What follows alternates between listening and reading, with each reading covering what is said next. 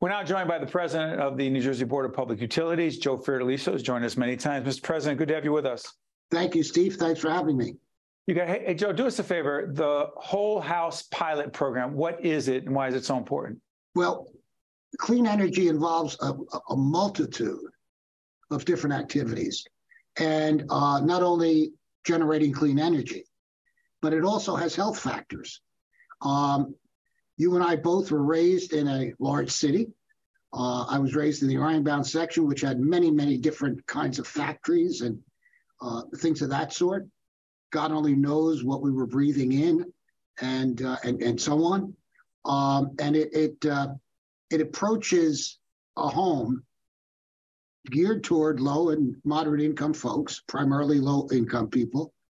And what we look at are a variety of different ways that we can make their home more energy efficient, and how we can make their home not more energy efficient, but remediate health hazards, water intrusion as an example, lead water lines as an example. But it's important to remediate these kinds of things so that our children are in better health. And that down the line saves all of us money. Not only are we generating a cleaner environment, we're also addressing health issues. And this is extremely important. Let's do this. As the website for the BPU is up, let me also say, I've said this before when President Fiordaliso has joined us, that the Caucus Educational Corporation is involved in a public awareness effort about clean energy in the state. We're a part of that as well. That being said, Joe, I want to talk about clean energy, the clean energy program, the cost of clean energy in this state. We had Senator Anthony Bucco on. I've said this to you before. I'm going to say it again. He and other Republicans, and some others, but particularly Republicans, have said the cost of the clean energy program in the state is simply exorbitant, cannot be afforded, and needs to, frankly, be scaled back. You say. Respectfully, I disagree with the senator and those who profess that thinking. Ultimately, it's going to cost each and every one of us about $1.50 a month more for energy as we continue to enhance our clean energy program. We have no alternative, Steve, in my humble opinion. Climate change is devastating our climate, devastating our planet, devastating our way of life. And it's not only for you and me, but it's for your children and your grandchildren and subsequent generations that we have to look at. And we're going to be judged, I believe, by what we do and how we do it to mitigate the effects of climate change. So for $1.50 a month, I think it's well worth the investment. We do it prudently. Some people think, we throw spaghetti up against the wall and hope something sticks. Well, that's not how we approach this. We understand we're spending other people's money, and you and I are ratepayers. We have to make sure that whatever program we encounter, we initiate, we do so prudently, carefully, and are able to defend the effectiveness of that program. Mr. President, one more quick question. Offshore wind, where are we?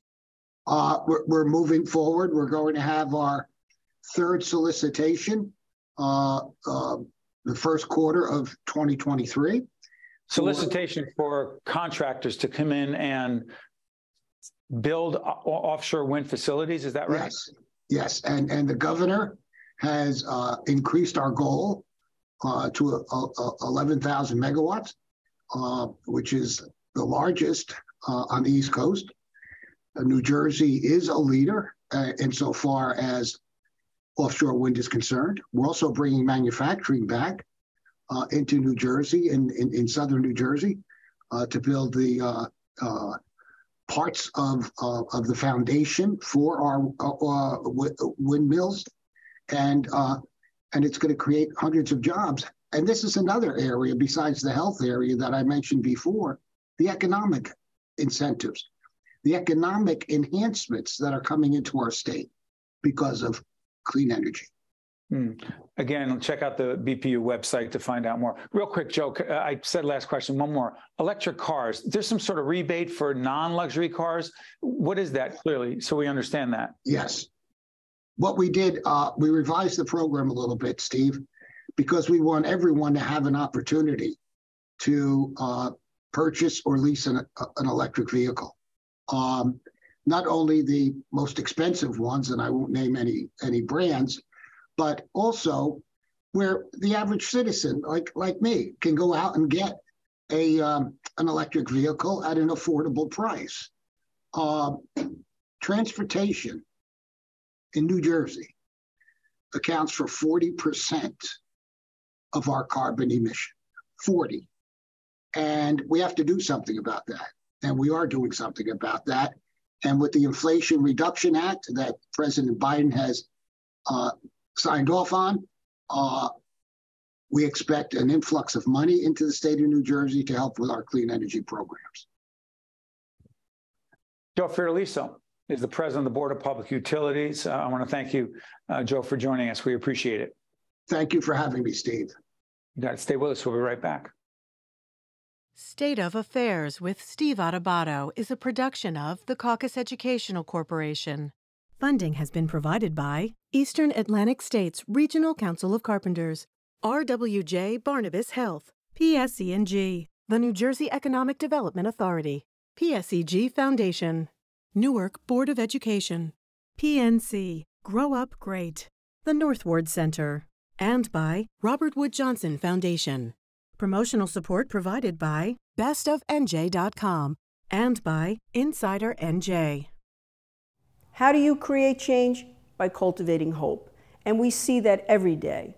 In the eyes of our preschoolers, in the souls of the seniors in our Adult Day program, in the minds of the students at Robert Treat Academy, a national Blue Ribbon School of Excellence, in the passion of children in our Youth Leadership Development Program, in our commitment to connections at the Center for Autism, and in the heart of our community, the Northward Center, creating opportunities for equity, education, and growth.